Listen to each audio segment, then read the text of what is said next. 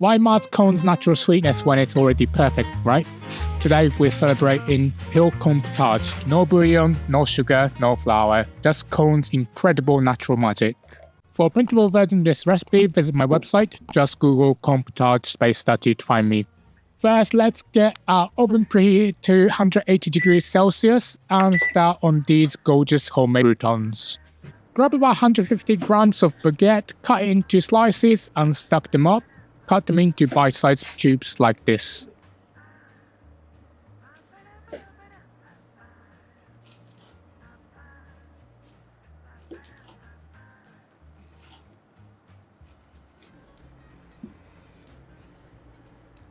Place them in a mixing bowl and add 1 tablespoon of extra virgin olive oil, 1 tablespoon of melted butter, 1 teaspoon of dry mixed herbs, and 1/8 teaspoon of salt. Mix everything together until every single piece is evenly coated with that herby, buttery goodness.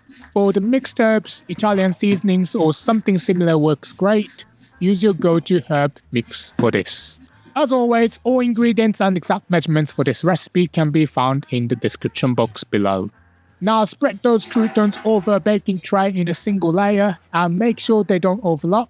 Each piece needs equal exposure to heat for the perfect consistent browning we're after. Now, fair warning, this recipe yields plenty of croutons for a generous topping, and what you might call a texture please. I'm obsessed with crunch.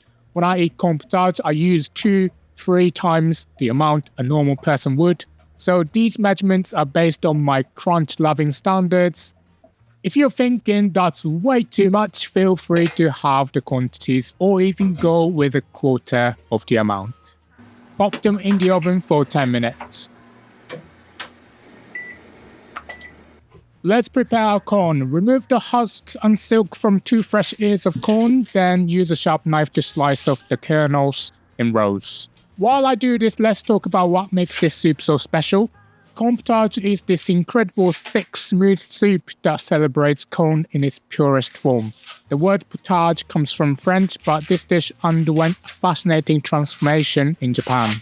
What started as restaurant fare became a household staple, especially after Poke revolutionized convenience food with their canned version in the 70s. Now it's a beloved Japanese comfort food, perfect for warming you up with its subtle sweetness and velvety texture.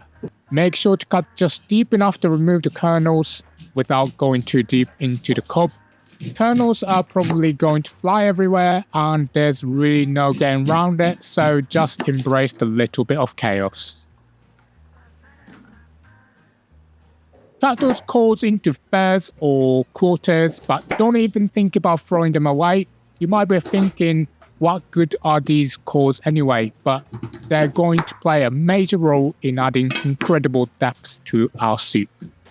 Now for the aromatics. Heat your pot or pan over medium heat and melt 2 tablespoons of butter.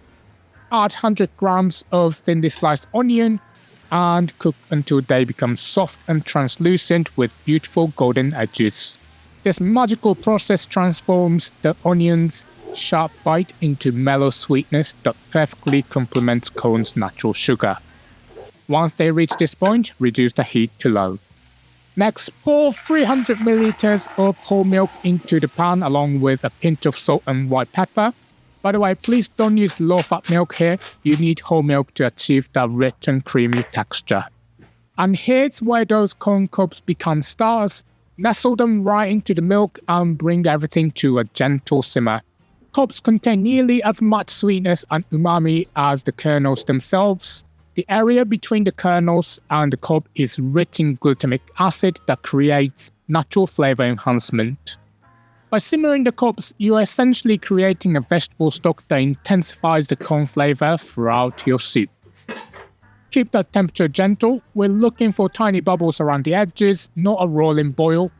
Milk proteins and whey can get all clumpy and separated when you cook them at high temperatures. Keeping the temperature below a boil helps maintain the creaminess and silky mouthfeel we're after. Once you see those tiny bubbles around the edges, turn off the heat and remove the corn cobs.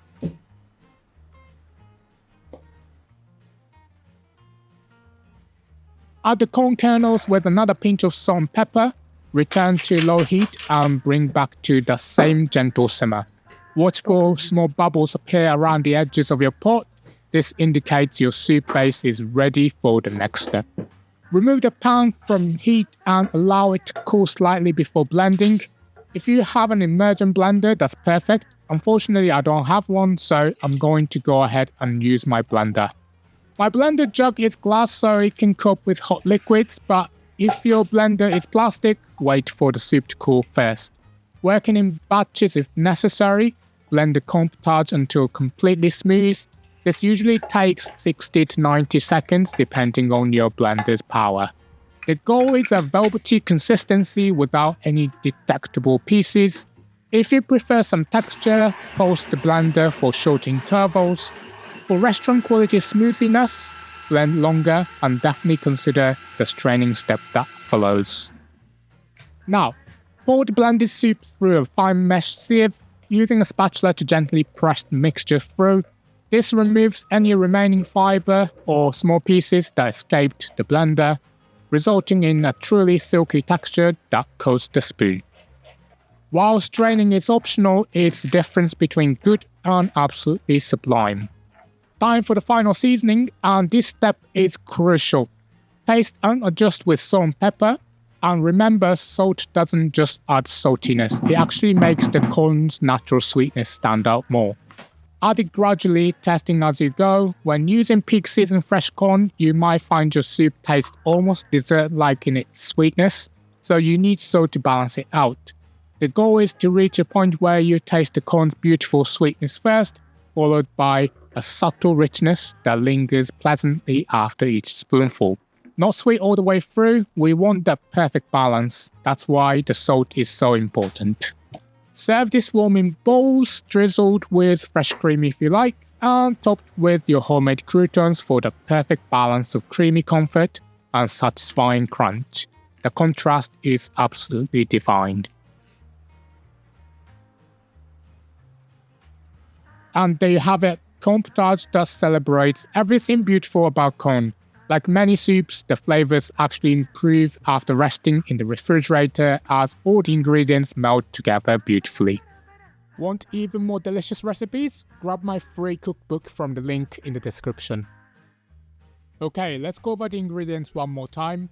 And if you're ready to cook, grab the written instructions by clicking the full recipe box with a picture that's about to pop up on your screen.